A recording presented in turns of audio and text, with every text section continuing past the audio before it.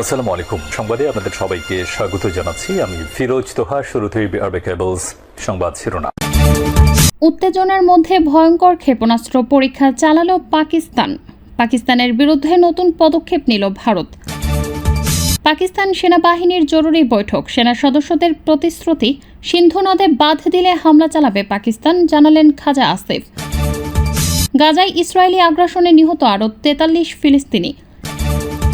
পহেলগাঁওয়ে হামলা নিয়ে চাঞ্চল্যকর তথ্য ফাঁস করলেন ভারতীয় সাংবাদিক। রাশিয়ার পাল্টা হামলায় ইউক্রেনে ব্যাপক ক্ষয়ক্ষতি, আহত 46। দর্শক, শিরোনামগুলো শুনছিলেন, এবার জানিয়ে দিচ্ছি বিস্তারিত। ভারতের সঙ্গে উত্তেজনার মধ্যে পাকিস্তান দাবি করেছে তারা সফলভাবে 450 কিলোমিটার পাল্লার একটি ব্যালিস্টিক ক্ষেপণাস্ত্রের পরীক্ষা চালিয়েছে। আবদালি ওয়েপন সিস্টেম নামের এই ক্ষেপণাস্ত্র ইন্দাস মহড়ার অংশ হিসেবে উৎক্ষেপণ করা হয়েছে বলে জানিয়েছে ইসলামাবাদ। খবর এনডিটিভির। কাশ্মীরের পেহেলগাম সন্ত্রাসী হামলার পর ভারত পাকিস্তান সম্পর্কে উত্তেজনা তীব্রতর হয়েছে।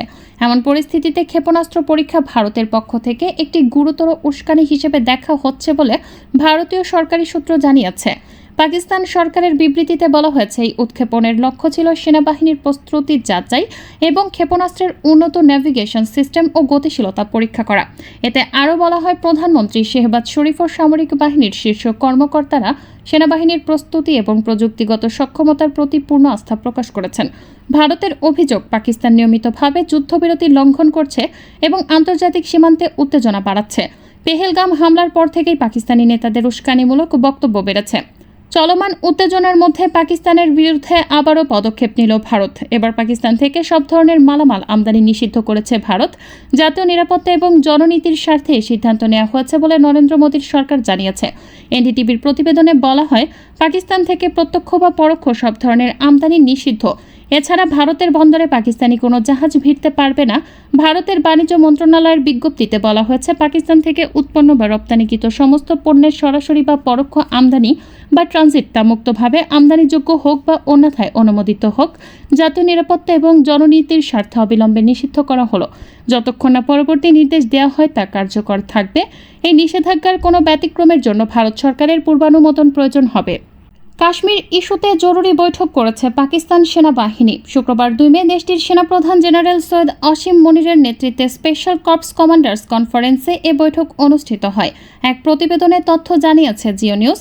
প্রতিবেদনে বলা হয়েছে, পাকিস্তান সেনাবাহিনীর শীর্ষ পর্যায়ের এই বৈঠকে ভূরাজনৈতিক পরিবেশ, পাকিস্তান ভারত চলমান উত্তেজনা এবং বিস্তৃত আঞ্চলিক নিরাপত্তা পরিস্থিতির ওপর বিশেষ আলোচনা হয়েছে।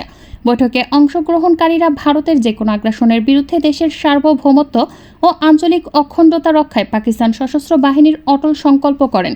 সেই সঙ্গে পেহেলগাম ইস্যুতে ভারত যুদ্ধ পরিস্থিতি সৃষ্টি করলে তার দাঁত ভাঙা জবাব দেওয়া হবে বলে হুঁশিয়ারি দেওয়া হয়েছে।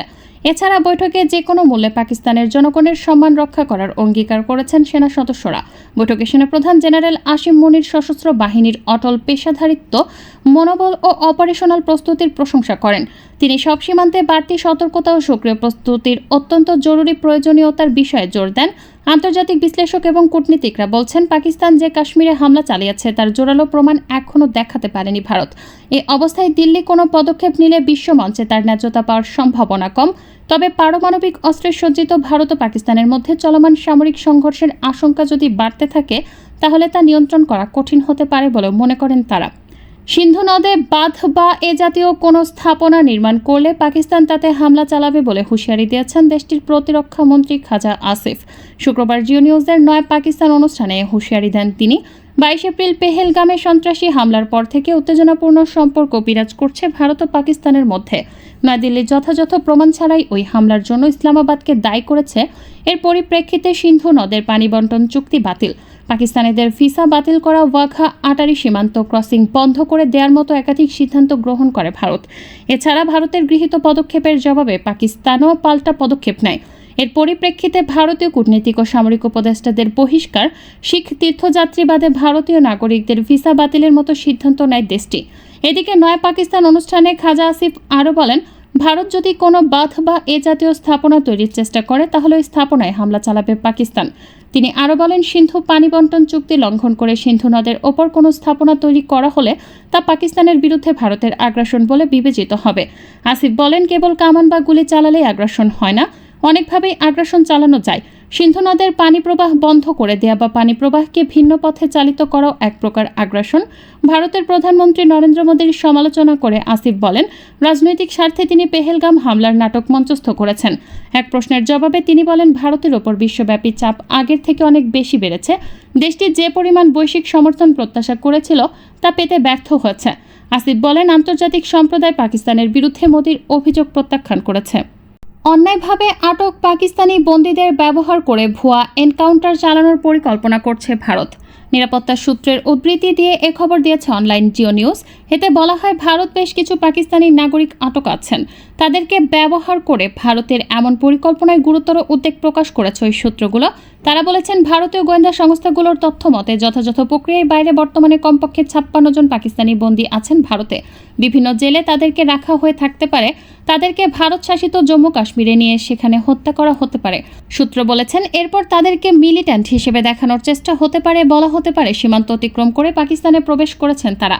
এর মধ্য দিয়ে তারা আত্মসীমান্ত আগ্রাসনের ধারণাকে যথার্থতা দিতে পারে। একই সঙ্গে পাকিস্তান বিরোধী বক্তব্যকে জোরালো করতে পারে। ওই নিরাপত্তা সূত্রগুলো বলেছেন, ভারতের মিডিয়াগুলো ওই হত্যাকাণ্ডের বা তার পরের ফুটেজও ছবি পেতে পারে। দেখানো হতে পারে নিহত ব্যক্তিদের কাছ থেকে অস্ত্র উদ্ধার হয়েছে। কোনো কোনো ক্ষেত্রে আটক ব্যক্তিদের পাকিস্তান বিরোধী বিবৃতি দিতে অথবা মিথ্যা স্বীকারোক্তি দিতে বাধ্য করা হতে পারে। ফিলিস্তিনের গাজা উপত্যকায় বিমান হামলা অব্যাহত রেখেছে ইসরায়েলি প্রতিরক্ষা বাহিনী।